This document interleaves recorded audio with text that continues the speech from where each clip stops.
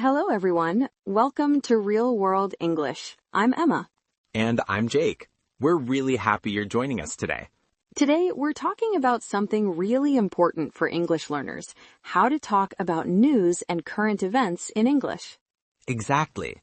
You know, Emma, when I was learning Spanish, one of the hardest things was trying to discuss news stories with native speakers. I totally understand, Jake. It can be really challenging, but it's also super important if you want to have real conversations with English speakers. Absolutely.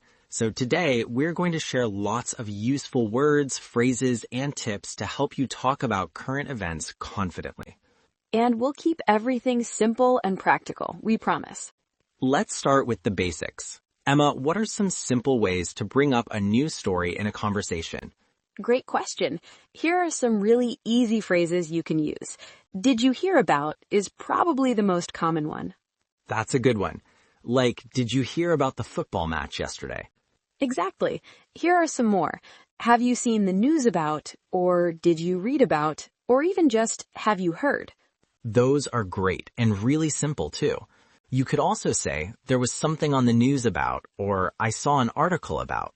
Perfect. And if it's breaking news, you might say, have you heard the latest about?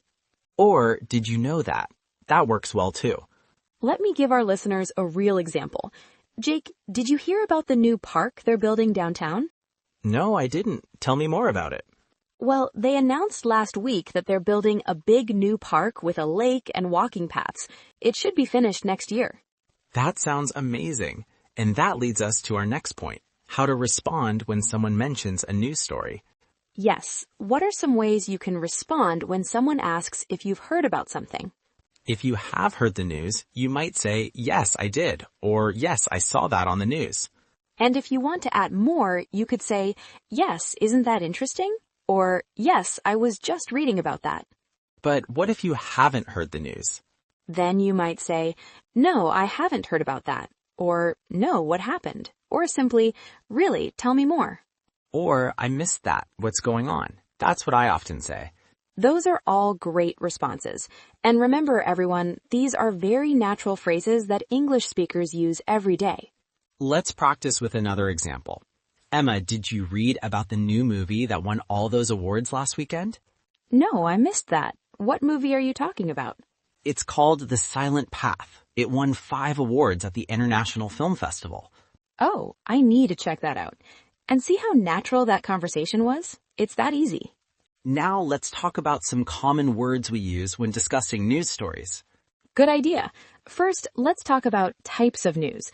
We have breaking news. That means very new, just happened news. Right. And then there's local news about your city or area and national news about your country. Don't forget international news or world news. That's news from around the world. And we also have different topics like sports news, political news, business news, and entertainment news. Let's share some common words that appear in news stories, especially in headlines. Good idea. Headlines often use strong verbs like announces, reveals, claims, launches, wins, loses, and reports. Yes, and words like crisis, breakthrough, scandal, tragedy, victory, and defeat are common too. Here's an important tip for our listeners. English news headlines often leave out small words like the, a, or is to make them shorter. That's so true. For example, instead of the president is visiting Japan today, a headline might just say, President visits Japan today. Exactly. That can make headlines confusing for English learners. Now let's talk about how to express your opinion about news stories. This is really important for conversations. Definitely. What are some simple ways to give your opinion, Emma? You can start with phrases like, I think, or in my opinion. For example, I think this news is very important. Or you could say, I feel that, or it seems to me that. These are all gentle ways to give your opinion. And if you agree with something, you can say, I agree, that's true, you're right, or exactly. And if you disagree, you might say, I'm not sure about that, or I see it differently, or I disagree because... Remember, when disagreeing, it's good to be polite, especially in English-speaking cultures. Good point. Let's practice again. Emma, what do you think about online news versus traditional newspapers? I think online news is more convenient, but sometimes I worry about fake news on the internet. What about you?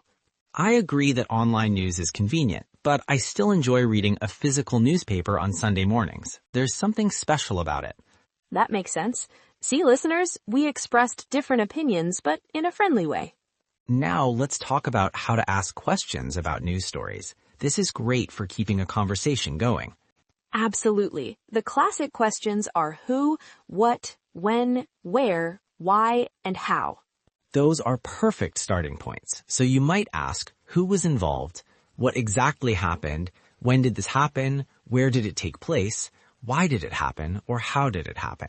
You could also ask questions like, what do you think will happen next? Or how do you think this will affect us?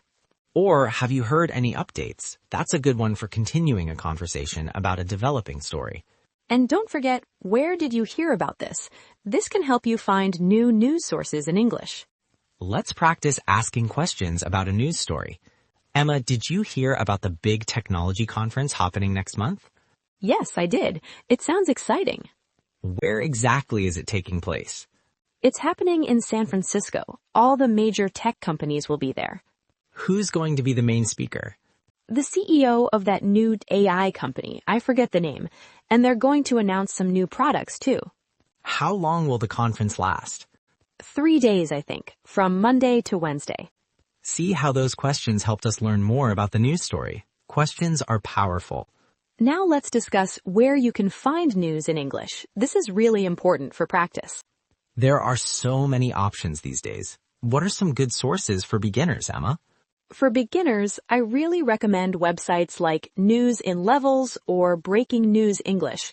They offer simplified news articles specifically for English learners. That's a great suggestion. The BBC Learning English website is excellent too. They have news stories with explanations of vocabulary. And don't forget YouTube. Many news channels have short news videos that are easy to understand, especially if they have subtitles. Podcasts can be great too. Some are specifically designed for English learners with slower speaking and simpler vocabulary. The key is to start simple and listen or read a little bit every day. Even just 10 minutes can help. Absolutely. And try to focus on topics you're already interested in. If you love sports, read sports news in English. If you love music, read entertainment news. That's such good advice, Jake. It's much easier to learn when you're interested in the topic.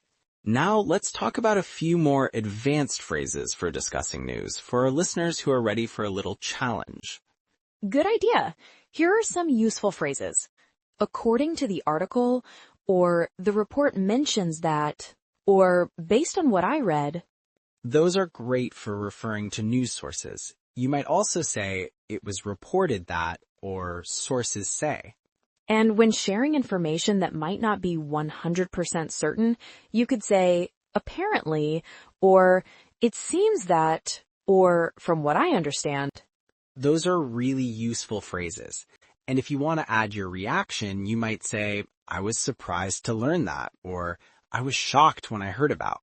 Or I found it interesting that, or I was happy to hear that. Let's put it all together with one more example. Emma, did you hear about the rare animal they found in the Amazon rainforest? Yes, I did read about that. According to the article, scientists discovered a type of frog they thought was extinct. That's right. Apparently, this species hasn't been seen for over 50 years. I found it really interesting that they only found 3 of these frogs. It shows how important it is to protect the rainforest. I agree completely. What do you think this means for conservation efforts? I think it will help bring more attention to protecting endangered species. At least, I hope so. Me too. And that was another perfect example of a natural conversation about current events. Before we finish, let's summarize what we've learned today. We've covered how to bring up news stories in conversation. We talked about how to respond when someone mentions news, whether you've heard about it or not. We learned important vocabulary for discussing different types of news. We practiced expressing opinions about news stories. We covered how to ask good questions about news events. And we suggested some great resources where you can find English news that's suitable for learners. Remember, the key to improving is practice. Try to read or listen to a little English news every day and practice using these phrases with friends or language partners. Start with simple news stories and simple phrases. You don't need to understand every word to get the main idea. Exactly. And don't be afraid to make mistakes. That's how we all learn. Well, that's all we have time for today. Thank you so much for listening to Real World English. We hope you found this useful. Try to use some of these phrases this week when talking about current events. And remember, learning English is a journey, not a race. Every little bit of practice helps. Until next time, keep practicing and stay curious about the world. Bye, everyone. Bye for now.